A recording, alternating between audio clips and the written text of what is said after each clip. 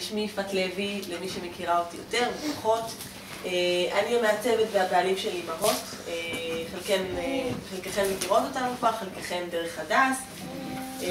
אנחנו יוזמות את המפגשים האלה למעשה בכל מקום בארץ, בו יש לנו נקודות מכירה ביתיות, כמו הנקודה של הדס, ממי רומי. ואתמול הייתי באשקלון, בשבוע הבא אני בנס ציונה, וברמת הגולן, ובתל אביב. ואנחנו למעשה ביוזמה שהיא באה מתוך צורך גם של הנקודות מכירה הביתיות שלנו, וגם של נשים עצמאיות, ובמיוחד של אלה שעוסקות בתחום ההיריון ולידה, שזה למעשה יצירה של מעגל כוח. אני אסביר בהמשך יותר מה המשמעות של שאני אומרת מעגל כוח, מה הכוונה. מעגל כוח שנותן לנו באמת מפגש פעם בחודש וחצי, שבו אנחנו יוצרות שיתופי פעולה משמעותיים ומקדמות אחת את השנייה.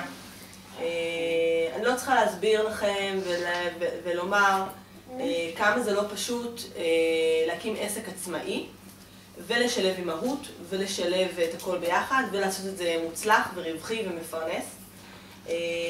והרעיון המקסים הזה של המפגש הזה הוא לא רעיון שלי, אני חייבת זאת אומרת, לא להצטנע. הוא רעיון של איריס, נקודת המכירה שלנו בתל אביב, שהיא, עם האופי המיוחד שלה, אמרה, יפעת, אני לא יכולה לפנות ליועצת הנקה או לדולה בטלפון ולהגיד לה, בואי נעשה שיתוף פעולה.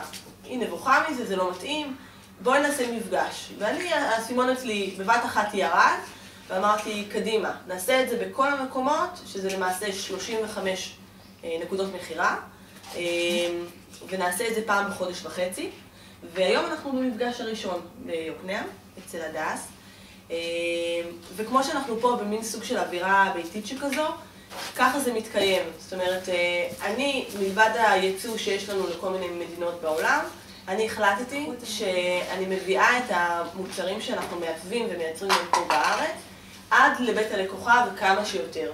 זאת אומרת, תקנה את זה בבית של מישהי שהיא אימא, והאווירה מתאימה לבוא עם ילד ולמדוד ולהעניק אם צריך.